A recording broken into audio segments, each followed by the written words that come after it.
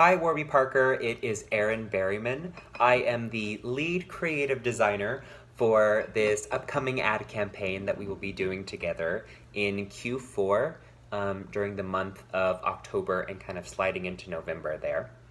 So, a little bit about this campaign.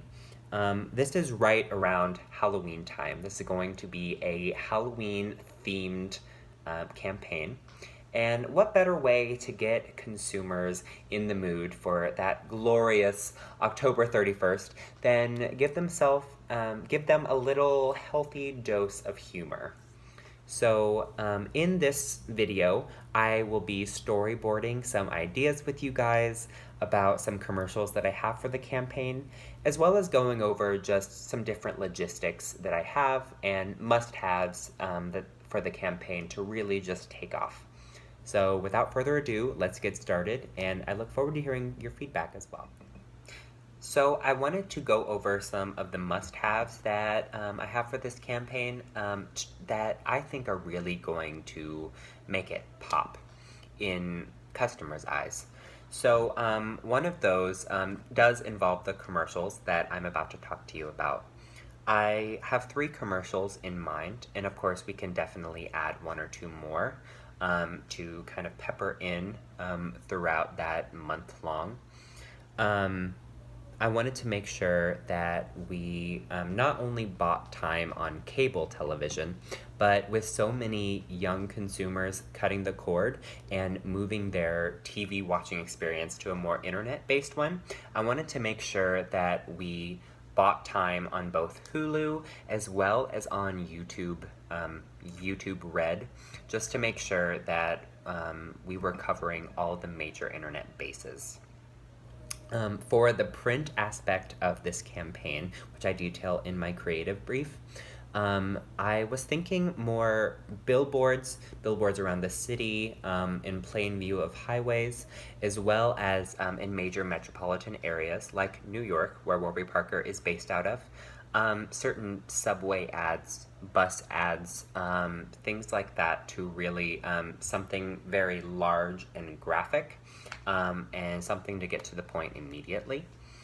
As well as possibly buying some space in magazines, such as GQ, People, different fashion magazines that I think would be really relevant to Warby Parker.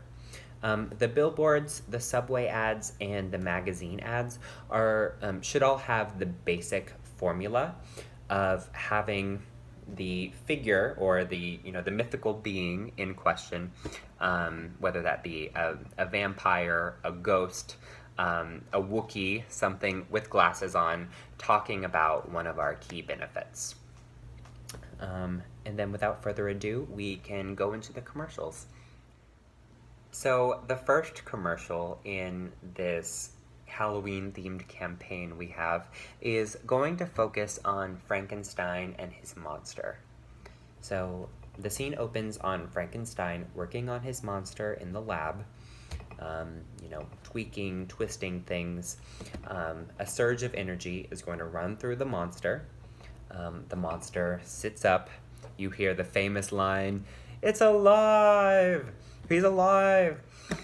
And the monster, in true monster fashion, continues to run around his laboratory and completely destroy things, as monsters do, picking up things, throwing them across the room. The scientist, Frankenstein, says, "Oh, wait." He pulls out a Warby Parker glasses, puts it on the monster. The monster immediately shifts, says, "Oh, my goodness, that's better," and begins to clean up after himself with the help of Frankenstein. So the next commercial involves a little bit of Halloween partying.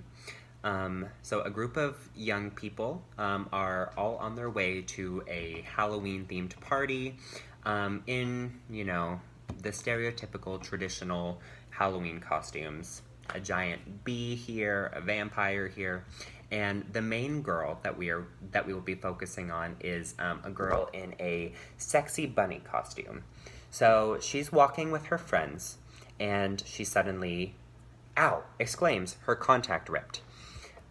She tells her friends that she can't feel sexy with these giant glasses on and continues to pull out the pair of ugliest glasses imaginable. Her friends turn to her and say, "Ooh, you're right.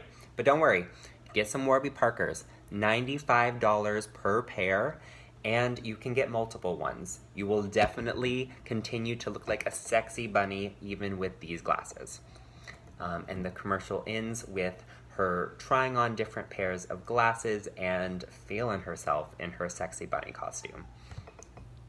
So the last commercial, picture this. A person is in an underground labyrinth and they're exploring around.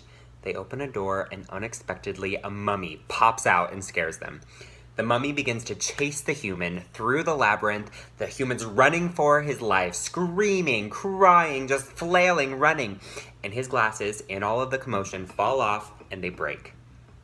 Now you hear this big dramatic crunch, and him and the mummy both stop. And they slowly begin to look at each other. Now the mummy is beginning to apologize. "I'm so sorry you broke your glasses. Glasses can be so expensive." Now the guy, the human, is not fazed, pulls out a second pair of Warby Parker glasses from his bag. He mentions that he has multiple pairs because it's easy to buy backups when they're only $95 per pair. So he has one for every single day of the week. The mummy is intrigued by Warby Parker and wants to know more. So, later on in the commercial, I think it would be hilarious for the mummy to actually order his own box of Warby Parker glasses, 5 of them to try on at home, and we would have some information about the at-home try-on program, and to help him find the right pair for him. And the commercial would end with the mummy looking in the mirror and trying on all of his different pairs of glasses.